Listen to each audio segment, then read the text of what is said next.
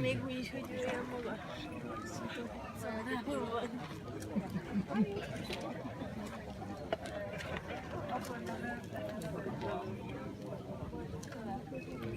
Kegyelmes vezér, nagyságos bána, uraknak megvitézett harcosok. Szavaid az elény és ékes szólás bánái.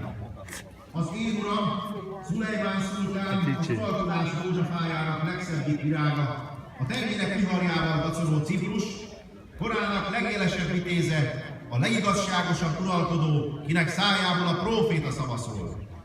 Engem, hitvány szolgáját bízta meg, hogy szavait elmondjam. Halljad hát! Az én fenséges uram megbocsátja a botor tévegéseteket, és pusztító haragját visszatartja, ha belátjátok, hogy rossz úton jártak. Hagyjátok abba a harcot!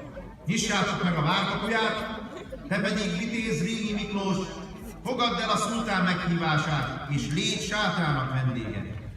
Ellenkező esetben, ha a felelet csak üres, hiúszavakban állnak, a mi császárunk, ki sem gazdagságban, sem népekben hiányt nem szenved, parancsot adott, hogy konokságodért halállal napolj minden népeddel egyetemben.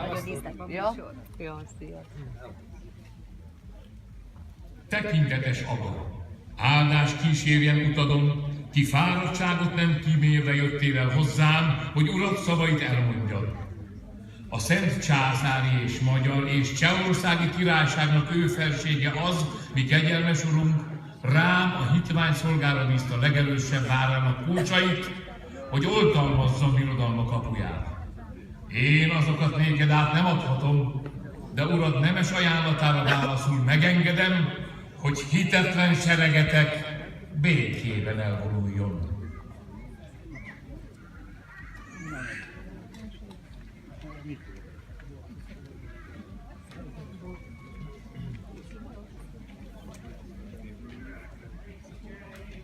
Hozzátok ide fekőrics! Azonnal! Mozogjatok kutyát! Szecsődi Mátét, aki az óváros feladásakor mindkét térdén szörnyűséges sereget szenvedett, a külső várban esett a törökök fogságába, fejét levén megölék. Az feleségét s 9 gyermekét rabbá tevél, és marháját s pénzét hamarsággal elfélálták.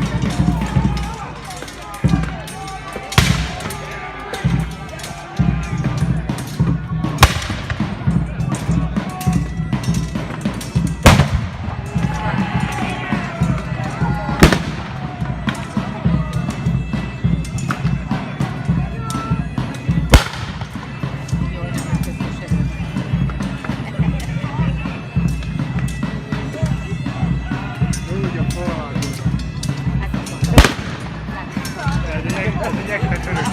Róla, hogy nem tudom fázni.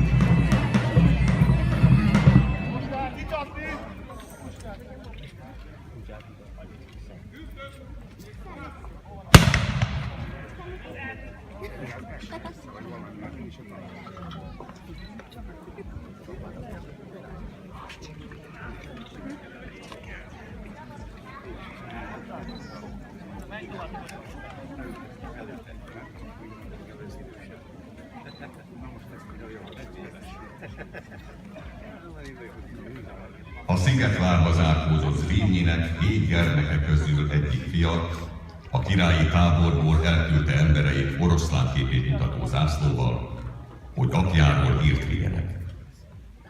De az őrség megtámadta, szétverte vagy levágta őket. Kettőjüket pedig élve elfogták, egyik a trombitás, másik zászlótartó. Idehozták és kikérdezték őket. Az oroszlán képét viselő zászlót a várral szemben leszúrták. A trombitásmester a bennlevő tanítványainak azt fújta, amire régebben tanította őket. Azok pedig belülről fájdalmas nótát fújva feleltek. Ezután horvát nyelven Zrínyi fiának neve alatt egy levelet írtak.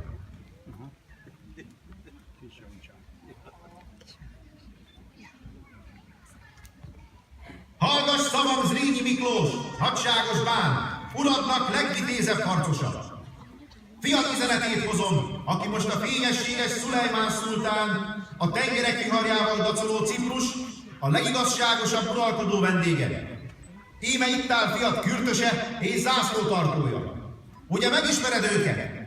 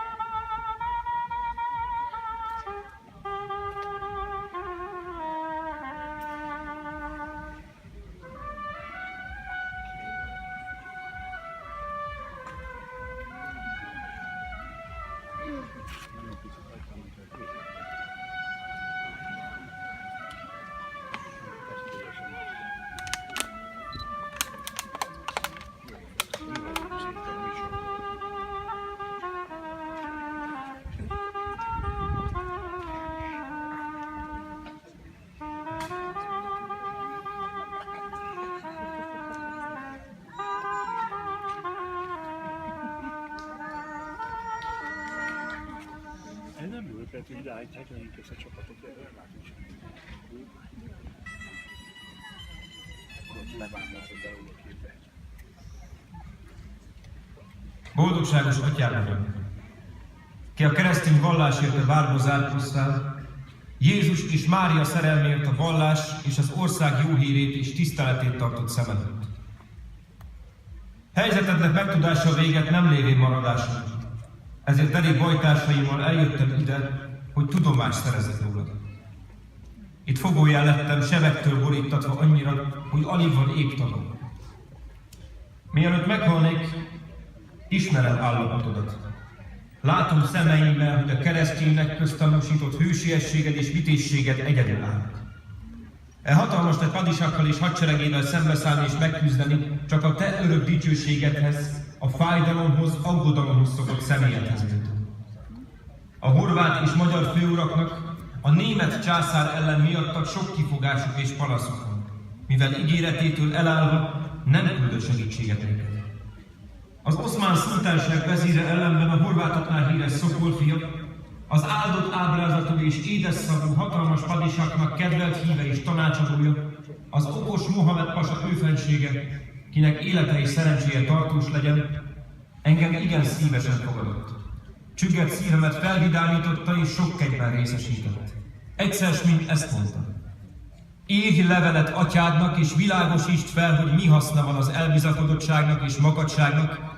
Íme teendőjét már teljesítette. Ennél nagyobb hírneve már úgysem lesz.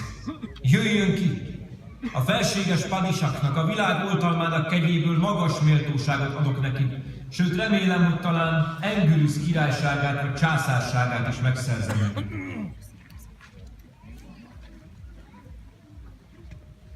Szemem fénye, szívem vére, kedves fiam! Mély boldogságért tégedet, hogy az ellenségtől a hősökön ejteni szokott sebeket megkóstolva és érezve lettél fogollyá. A veled született hősiességet kinyilvánítottad, és megmutattad a világnak, hogy az én fiam vagy. Amit írtál, megértettem. A mi nemzetségünk és családunk a hősiesség által tűnt ki. Valakinek azt mondani, hogy gyöngék vagyunk, ez hozzánk nem illő szégyen és nem hazaszeretet. A mi országunknak ilyen módon való fennállás nem kell. Hogyan kívánhatja a pasa tőlem a várat mindaddig, míg engem egészen föl nem darabolt?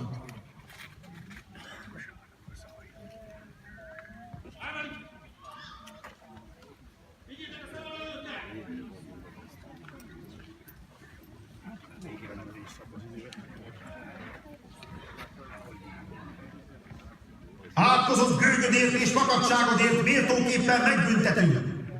Az egész győzelmes hadsereg azon munkálkodjon, hogy a vár köré halmozzon fel annyi gajat, ágat, gerendát és deszkát, amennyi csak található, és gyújtsák meg!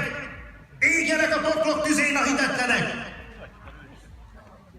Valogjátok, kutyák!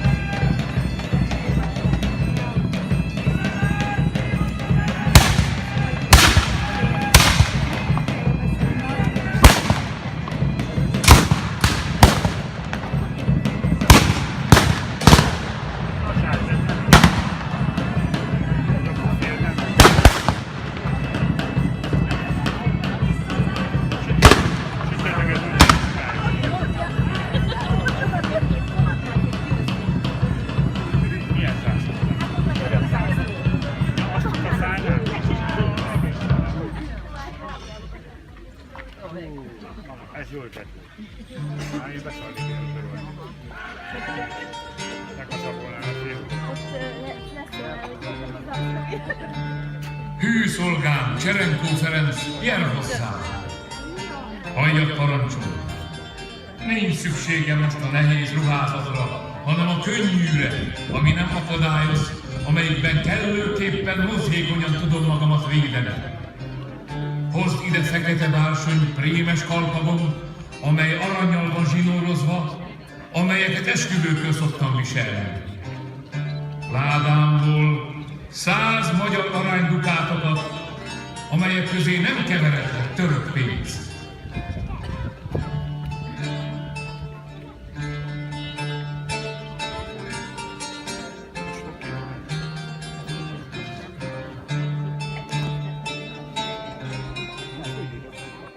Jó szolgám, hasítsd fel az ubbonyom bélését, és tedd oda az aranyakat, mellé a vár kulcsait. Tudjátok meg, én ezt azért tettem, hogy az ellenség vagy a rabló, aki lehúzza rólam a ruhát, ne mondhassa, hogy semmi zsákmányt vagy értéket nem talált nálam. Higgyétek el nekem, míg ezt a kezemet mozgatni tudom, ezzel a karddal életemet védelmezhetem, senki sem fogja elvenni tőlem a kulcsokat és a 100 aranyat. Halálom után pedig legyen azé, aki azokat megszerezte. Esküvel fogadtam meg Istennek, fogadalmat tettem, hogy engem soha nem fognak a törökök táborába vezetni, miközben a gyerekek ujjal mutogatnak rám.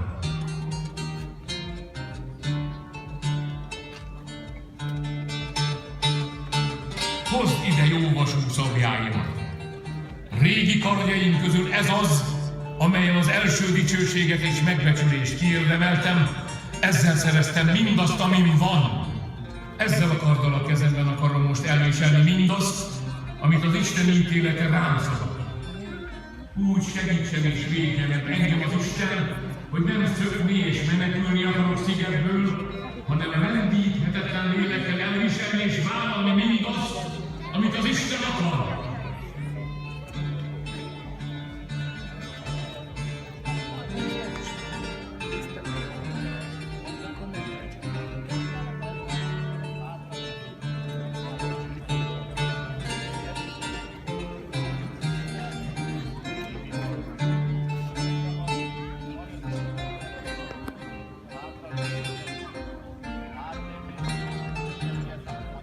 Testvéreim, ti derék katonák! Most mindnyájan saját szemünkkel látjuk, hogy az Isten a tűzzel büntet bennünket, ellenségeink a tűz segítségével kerekednek fölénk és győznek le bennünket. Nem ártana nekünk annyit az ő erejük és nagy számuk, mint amennyire a tűz ront és pusztít bennünket. Mégis úgy illik, hogy ezt a büntetést, amelyet a mindenható Úristen küldött ránk, türelmes és hálás lélekkel viseljük el.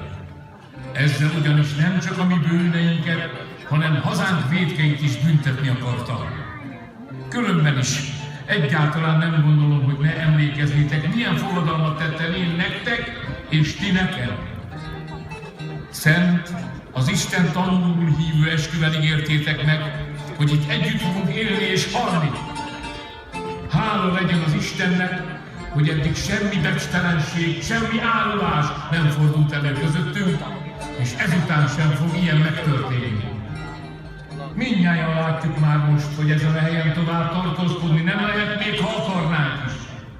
Ennek 3 oka van. Először, mert a tűzben a lángok martaléka leszünk. Másodszor, mert már nagyon kevesen vagyunk. Harmadszor, mert nincs élelmünk. Asszonyaitok és gyermekeitek már az éhségtől és a szomjúságtól pusztulnak el. Hát miért vesszünk el itt a tűzben? Menjünk ki a külső várba, és mint derékvitézek, mérkőzzünk meg az ellenséggel, verekedjünk meg velük, hogy halálunk és elestünk után közülünk mindenki megszerezze magának az örök dicsőséget. Aki elesik, kétségtelenül az Istennel lesz örökké. Akinek hosszabb életidő van kiszabva, és az életben maradhat, azt a legnagyobb dicsérettel fogják minden időben ünnepelni. Ezért mindannyiunk közül én akarok első lenni, elsőként megyek előttetek. Amit én fogok tenni, ti is azt cselekedjétek. Bízvást higgyétek el nekem, szeretett testvéreim, hogy nem foglak elhagyni benneteket, mint halálig.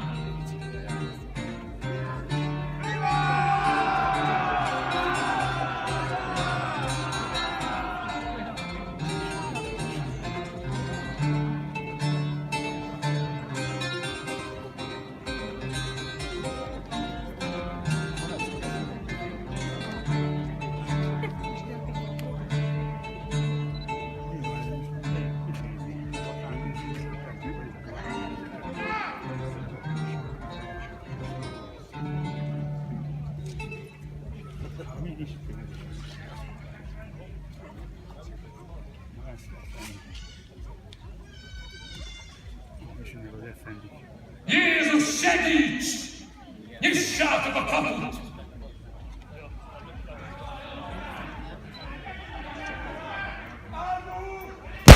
Szeretsen már!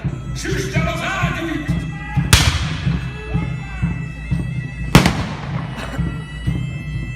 Horváth György, jó vitézem! Eredj!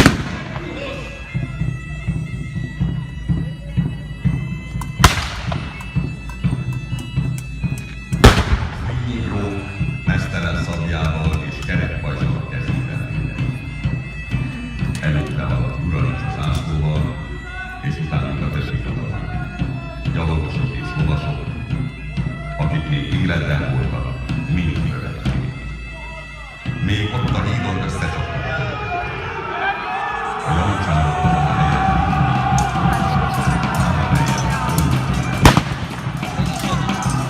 először jobb kézzelőtt a terekát átművték, leesett közepét. Azután a jobb szeme és a füle között érte találat, egyszer összeesett, és a földre.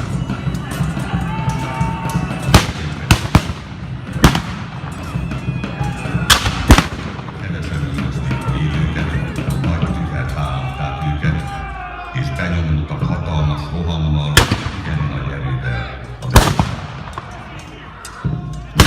lekaszaboltak, kivéve azokat, akik valami módon török bőrsüveget, illetve nemes alapot húztak, vagy túlbánaltak. A belső vár területét annyira elborították a miei és a törökök holttestei, hogyha valaki belépett a várba, vagy sétálni akar, csak emberek hulláit taposva, azokon játék. A belső vár palánjai és a levágott és meggyilkolt emberek tömege nevel szervezték. Úgyhogy ott a folyékony és halvadt ér bárki könnyen halál. Miután a várba az összes keresztény és a törökök birtokokba vették mindkét várrészt, a külső és a belső az épületekkel, falakkal, terekkel együtt. A tűzvész elért a puskaporhoz, amely a belső várnak egyik tornyában, a földszínti bolthajtásban volt tárolva. A puskapor robbanása a régi épületeket, amelyek voltak, alapjaiból kifordította és szétvetette. A tűzvész pedig tovább üdönlött, és igen sok török halt meg a portól és a kőveramótól.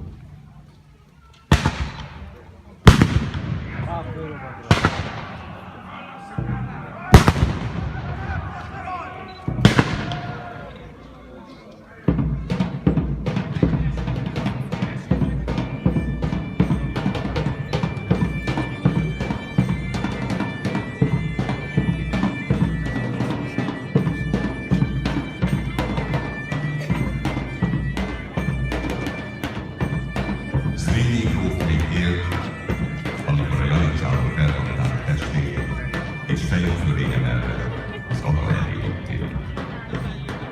Ott arccal lefelé a kaciánányra fektették, és egy janicsár lefejezte. A levágott fejet a janicsárok a szultáni sátorhoz vitték, de itt sem maradt sokáig, mert a nagyvezír a magasságába küldette. Megparancsolt a Gulábi jogának, a kapucsik Kethudájának, hogy küldje el a császár táborába Győrbe.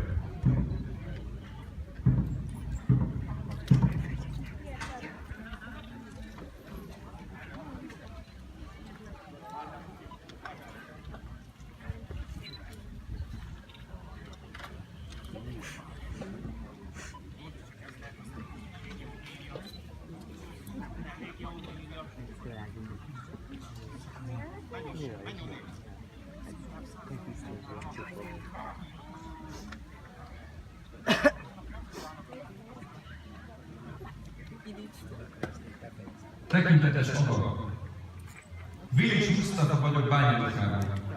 Hallgass meg kérésem.